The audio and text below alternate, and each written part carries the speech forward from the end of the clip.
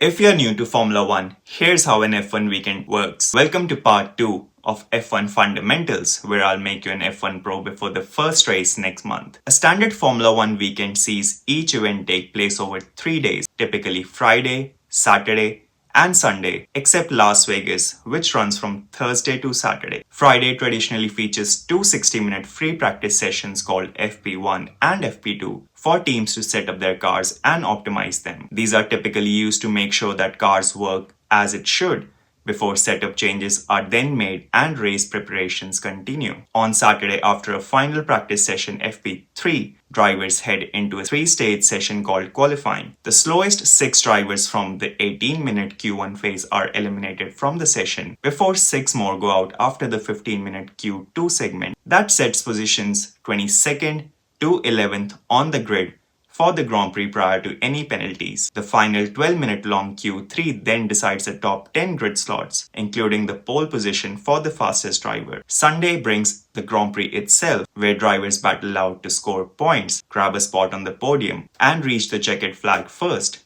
to win the race. On a sprint weekend, a sprint qualifying session replaces FP2 on Friday to set the grid for sprint. Saturday sees the sprint itself replace FP3 before qualifying for the main Grand Prix. The sprint is a short race, about 1/3 of a normal Grand Prix distance, and lasts about 30 minutes. Unlike the main Grand Prix, there are no mandatory pit stops as it encourages a race that is dynamic rather than strategic, as the drivers can push flat out for the available points, which are only awarded to the top 8. In part 3 of this F1 Fundamentals series, I'll teach you all about the tires used in Formula One across a weekend. Make sure you follow and subscribe to my channel so that you don't miss out.